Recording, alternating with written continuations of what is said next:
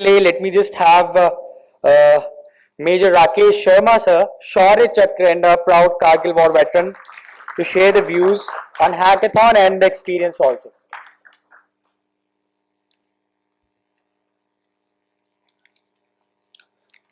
दोस्तों जय हिंद।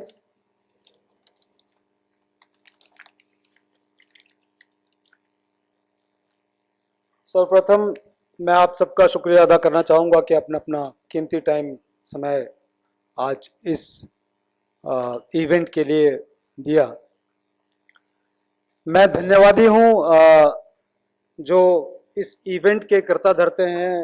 हमारे CIE आर्यवर्ता फाउंडेशन की मैम यहाँ बैठी हुई हैं, मोहित सर यहाँ बैठे हुए हैं, प्रशांत जी बैठे हुए हैं वीर नारी फाउंडेशन के, और हमारे बीच में वीर नारी जो आज यहाँ बैठी हुई हैं, उनको यहाँ पर देश के विभिन्न भागों से यहाँ पर आमंत्रित करने का और उनको यहाँ बुलाने का योगदान वीर नारी फाउंडेशन का है और प्रशांत जी का है।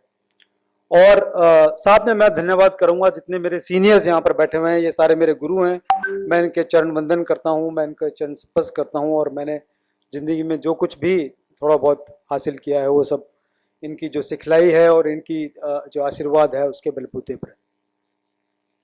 दो चार छोटी छोटी प्यारी प्यारी सी बातें मैं आपसे कहना चाहूंगा कि मैं भारत में सिपाहियों की उस पीढ़ी में से आता हूं जो पीढ़ी ये समझती है और ये करती है कि देश की सुरक्षा जान देकर नहीं की जा सकती है, देश की सुरक्षा जान लेकर की जा सकती है। और हम उन लोगों में से हैं जब मैदान में जाते हैं और युद्ध के मैदान में दुश्मन का सामना करते हैं तो हम तन मन धन से दुश्मन के चिथड़े उड़ाने के विचार से ही जाते हैं और उसको हम पूरा करते हैं। और मेरे बीच में यहाँ कुछ सिपाही बैठे हुए हैं, मैं देख रहा हूँ वर्दी में, ये मेरे भाई हैं। तो मैं इनसे मैं कहना चाहूंगा कि हमारे देश में पहले बहुत पहले जब हम स्कूल में थे तब ये बात होती है कि देश के लिए जान देनी है, देश के लिए मरना है। मैं कहता हूँ देश के लिए मरना नहीं है, देश के लिए मारना है। अगर आप देश के लिए मारोगे तभी आप देश की सुरक्षा कर पाओगे, तभी आप लोग जितने यहाँ बैठे हुए हैं आप सुरक्षित रह पाओगे। अगर आप देश के लिए मर जाओगे, ठीक है, हर किसी को मरना है, वो एक सच्चाई है जिंदगी में, और हम अगर लड़ते लड़ते वीर गति को प्राप्त करते हैं तो वो एक अपने आप में बहुत बड़ा कर्म है। जैसे कि कल थापर ने बताया, विजेंद्र जो है मेरे छोटे भाई की तरह ही था। तो अगर उस प्रक्रिया को पूरा करते हुए अपनी जान देते हैं तो वो वीर गति कहलाती है हमारी भाषा में, और वीर गति बहुत ही चंद लोगों की किस्मत में होती है। मैं अपने आप को सचमुच में अभागा समझता हूं कि मैं कारगिल में और उसके पश्चात भी मैंने काफी ऑपरेशंस किए, तो मैं वीर गति को मैं नहीं गले लगा पाया। पर इसका मतलब ये नहीं है कि देश के लिए मरना जरूरी है, देश के लिए मारना जरूरी है। ये मेरी पहली छोटी सी संदेश है। दूसरा संदेश है कि जैसे सर ने बोला सोल्जर फॉर लाइफ, तो once a soldier always a soldier. आज मैं सेना में नहीं हूं, मेरी उम्र लगभग 51 साल है, पर अगर आज भी देश को मेरी सेवा की एज अ सैनिक जरूरत पड़ती है, मैं 24 घंटे तत्पर तैयार खड़ा हूं।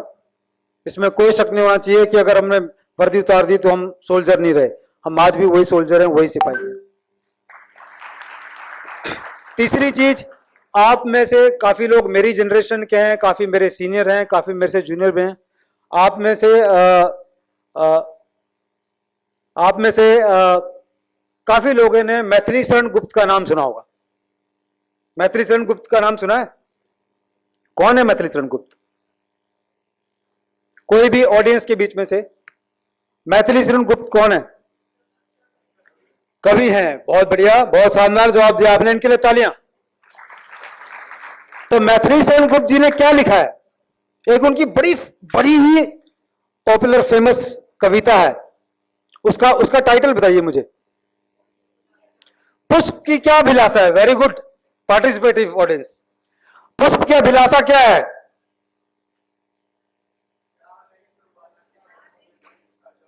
ये अभिषेक इधर आ गया, मुझे पता लगा। हाँ, चाह नहीं और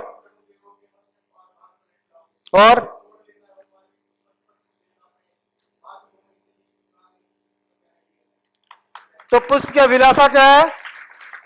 पुष्प की अभिलाषा नहीं है वो किसी नारी के केसों की शुभ न बने।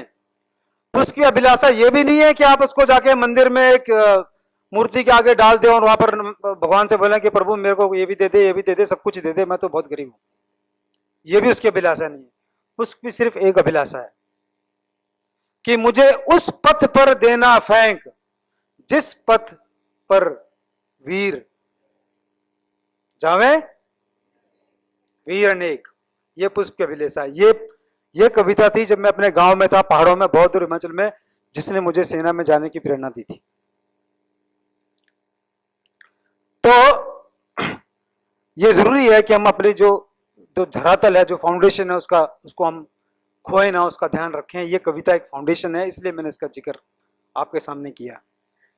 और अपनी वार्ता खत्म करने से पहले एक और मेरे मन में जो पंक्तियां बार बार आती हैं वो मैं आपसे कहना चाहूंगा कि मैं मर भी जाऊं अगर तो मेरी इतनी पहचान लिख देना। मैं मर भी जाऊं अगर तो मेरी इतनी पहचान लिख देना, मेरे लहू से मेरे माथे पर हिंदुस्तान लिख देना। बहुत बहुत आभार, बहुत बहुत धन्यवाद। मैं आप सबको शुभकामनाएं दूंगा कि आपकी जो ये इवेंट है, जो प्रयास है, हम सब मिलकर इसको पूरा अच्छे से जो है कंप्लीट करें और देश में इसकी जागरूकता फैलाएं चारों तरफ। आप सब मेरे साथ एक बार जो है जोर से 3 बार भारत माँ की जय बोलेंगे और मेरी आवाज इतनी होगी कि आपकी ये ऑडिटोरियम की दीवारें हिले। आपकी आवाज इतनी होनी चाहिए कि आपकी यूनिवर्सिटी की दीवारें हिल जाए। भारत माता की जोश नहीं है। भारत माता की, भारत माता की। धन्यवाद। जय हिंद।